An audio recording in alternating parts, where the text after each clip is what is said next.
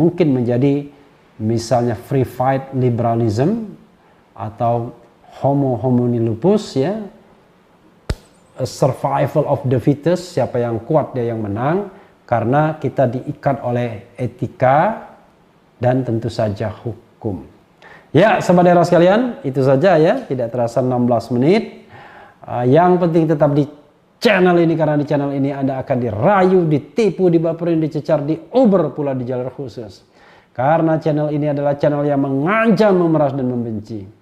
Jangan lupa subscribe, like, comment.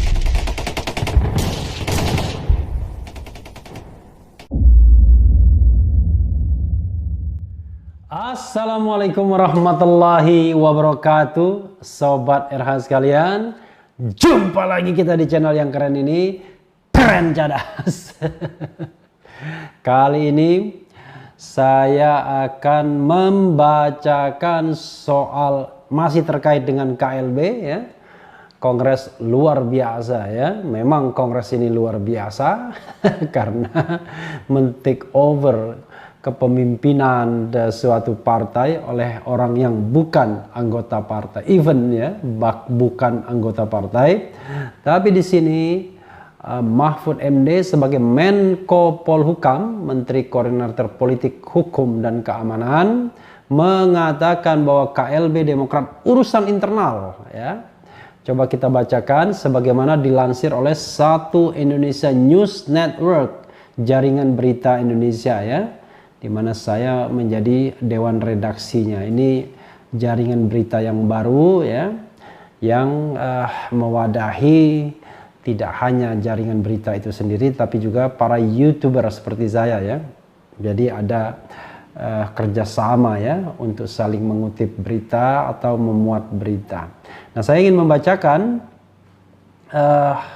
Mahfud MD, KLB Demokrat urusan internal. Jakarta, Menko Polhukam Mahfud MD menegaskan peristiwa Kongres luar biasa KLB itu dipandang masih sebatas permasalahan di internal Partai Demokrat.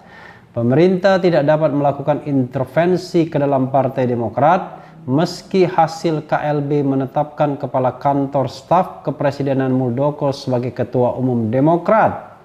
Bagi pemerintah sekarang ini, peristiwa Deli Serdang merupakan masalah internal PD, bukan minimal belum menjadi masalah hukum, kata Mahfud MD dalam cuitan di akun Twitternya Sabtu 6 Maret 2021.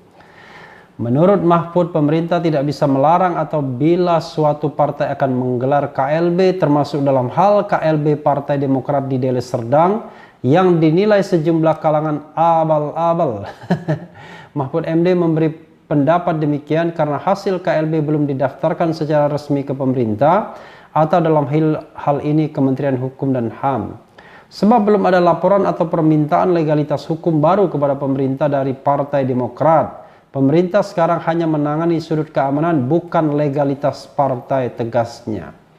Mahfud MD kemudian mencontohkan beberapa dualisme partai melalui mekanisme KLB, mulai dari era Presiden Megawati Soekarno Putri hingga Susilo Bambang Yudhoyono. Sesuai Undang-Undang 998, pemerintah tak bisa melarang atau mendorong kegiatan yang mengatasnamakan kader Partai Demokrat di Deli Serdang. Sama dengan yang menjadi sikap pemerintahan Bu Mega pada saat Matori Abdul Jalil mengambil PKB dari Gus Dur yang kemudian Matori kalah di pengadilan 2003, ujarnya. Saat itu, kata Mahfud, Mega tak melarang atau mendorong peristiwa itu sebab secara hukum hal itu adalah masalah internal PKB. Hal yang sama juga saat pemerintahan SBY lalu.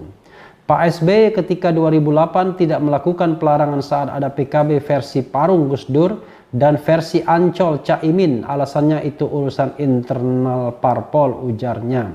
Sejauh ini Mahfud menegaskan bahwa sikap pemerintah tak ingin melakukan intervensi terhadap persoalan yang terjadi di internal partai, termasuk dalam kasus yang terjadi di Demokrat. Jadi sejak era Bu Mega, Pak SBY sampai dengan Pak Jokowi ini, pemerintah tidak pernah melarang KLB atau Munaslup yang dianggap sempalan karena menghormati independensi parpol, ujarnya.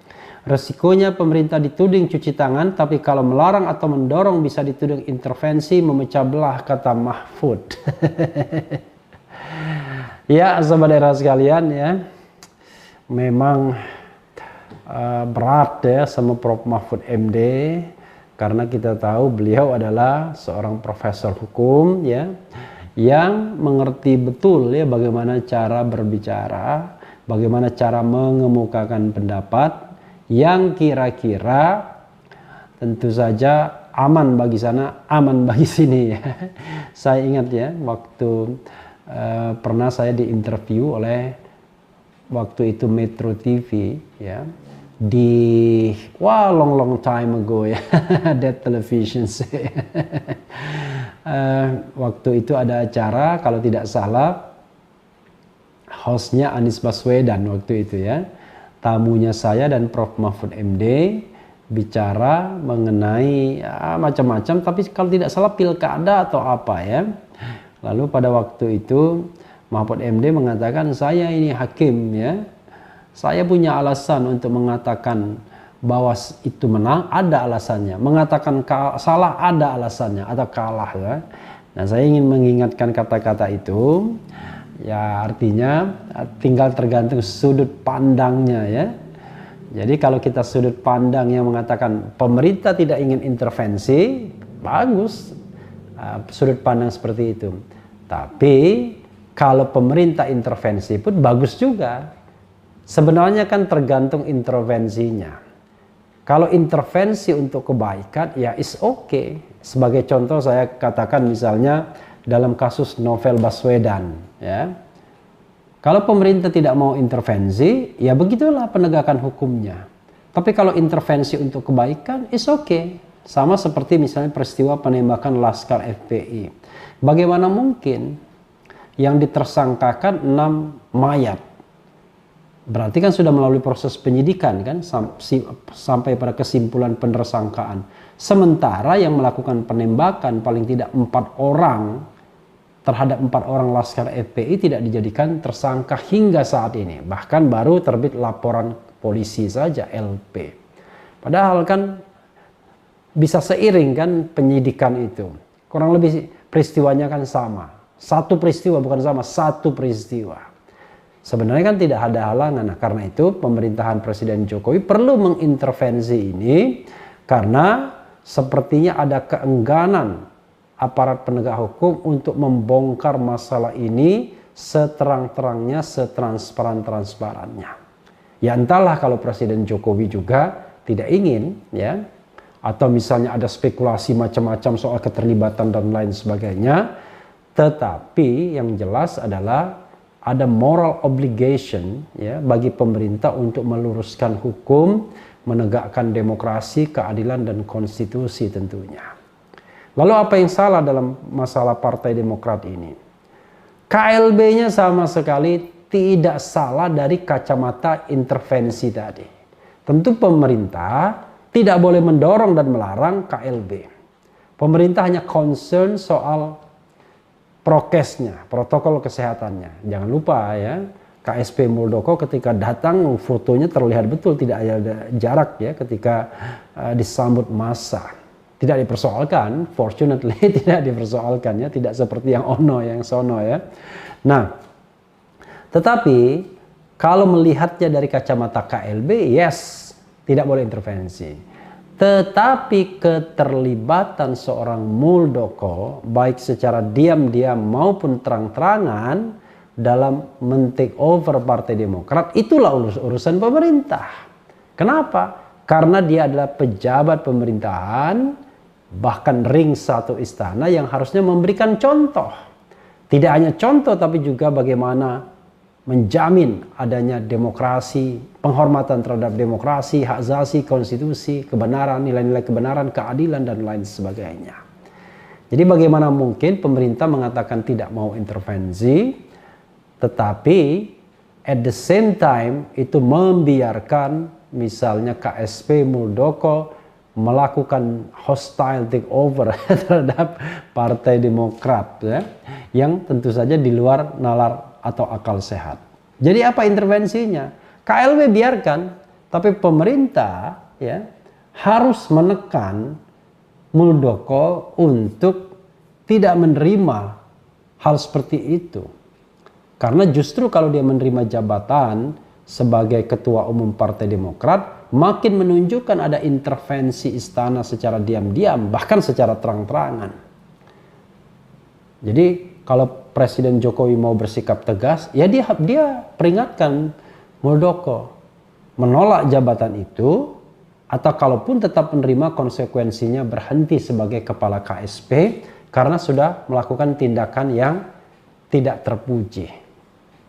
Kan begitu.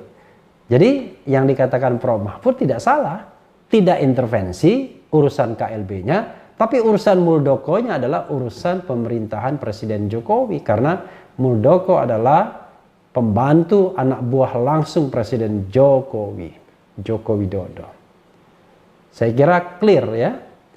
Nah, jadi sayangnya Prof. Mahfud tidak underlining soal Muldoko-nya ya, di underlining soal KLB-nya. Dan satu lagi, kita tidak bisa membandingkan konflik internal PKB versi Gus Dur dengan versi Matori Abdul Jalil, versi Gus Dur, versi Caimin atau Muhaimin Iskandar, versi Abu Rizal Bakri dengan versi Agung Laksono, versi Jan Farid dengan versi Roma Hurmuzi, versi Megawati dan versi Suryadi. Karena mereka konflik di antara sesama kader partai politik yang bersangkutan. Nah ini orang luar yang tiba-tiba masuk dan menjadi ketua umum. Kira-kira bapak-bapak dan ibu-ibu sekalian, pakai bapak-bapak ibu sekalian, sobat RH sekalian, kalau tidak ada komunikasi sebelumnya ya kepada KSP Muldoko, kira-kira pentolan-pentolan Kongres seperti Johnny Allen, apakah akan tetap go forward untuk melakukan KLB. Jangan lupa, aspirasi KLB itu menguat karena tentu saja mendapat jaminan dari kekuasaan baik secara terang-terangan maupun diam-diam. Dibalik, baik secara diam-diam maupun terang-terangan. Ya, coba kita lihat ya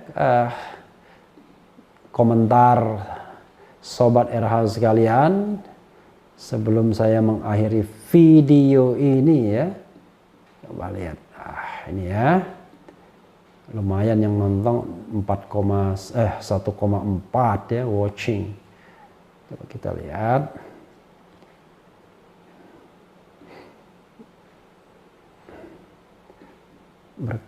Sayangnya sobat era sekalian sudah menunggu perbaikan wifi sudah berapa hari petugasnya tidak datang ya.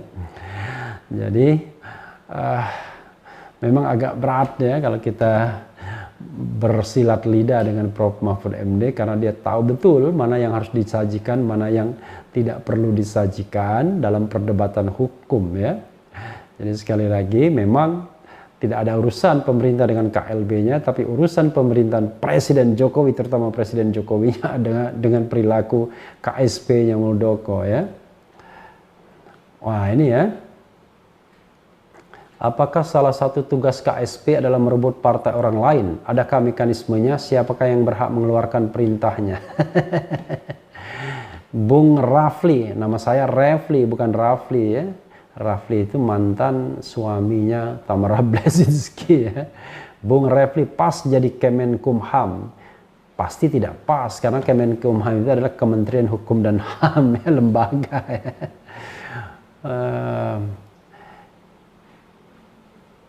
Ilmu Anda tidak terpakai wahai yang katanya guru besar HTN Prof. Mahfud. Ya ini soal pribadi ya. Emang Pak Mulnya bukan orang pemerintah ya Pak Put. Nanti akan tayang di Indosiar, azab ketum abal-abal. PDIP nggak usah dikudeta, dibubarkan langsung. Assalamualaikum warahmatullahi wabarakatuh. Selamat malam semua sahabat RH, hadir menyimak ulasan Prof. Ya, saya kira itu saja ya, tidak boleh di... Oke, coba kita bacain yang agak benar ya, bukan agak benar, agak memberikan masukan ya. Pak Muldoko pernah jadi Waketum Hanura tahun 2017. Tapi tahun 2018 mengundurkan diri alasannya karena mau fokus membantu presiden di KSP. Tahun 2021 malah menyerobot Partai Demokrat. Why? Why-nya sudah saya sampaikan ya sobat era sekalian dalam video sebelumnya yang berjudul untuk apa take over Partai Demokrat opini RH ya. Kemudian KLB bukan kader Demokrat, kenapa jadi urusan? Oke, ini hilang jadinya ya. KLB bukan kader Demokrat. Oke.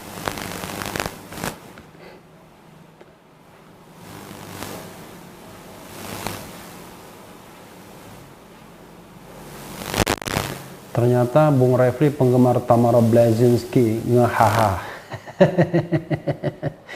Nama mantan suaminya sama saja, bukan karena penggemar ya. Kemudian harusnya para elit memberi contoh yang baik. Jika seperti ini, rakyat semakin tahu bahwa elit hanya mengejar kepentingan sesaat ya. Bang, bukannya AHY itu mantan mayor ya? Emang ada gitu jenderal kudeta mayor? Ya, saya kira itu saja ya sahabat daerah sekalian. Kita bisa nilai sendiri. Sekali lagi saya katakan kita harus membedakan dua hal ya, two things. Pertama adalah KLB itu sendiri yang tentu bukan urusan pemerintah, tapi Muldoko tentu urusan pemerintah, dalam hal ini Presiden Jokowi. Karena dia adalah pejabat pemerintah yang diikat oleh etika public ethics, dan etika untuk pejabat publik itu jauh lebih berat, jauh lebih ketat harusnya dibandingkan dengan etika kebanyakan masyarakat umum. Ya, etika itu sesuatu yang memang tidak dirumuskan dalam undang-undang, tetapi yang membedakan manusia dengan yang tentu makhluk lain adalah bagaimana dia memegang etika, kesusilaan, dan lain sebagainya. Karena kita tidak mungkin menjadi misalnya free fight liberalism atau homo homini lupus ya, survival of the fittest, siapa yang kuat dia yang menang, karena kita diikat oleh etika dan tentu saja hukum. Ya, sahabat daerah sekalian, itu saja ya, tidak terasa 16 menit. Yang penting tetap di channel ini, karena di channel ini Anda akan dirayu, ditipu, dibaperin, dicecar, diober pula di jalur khusus.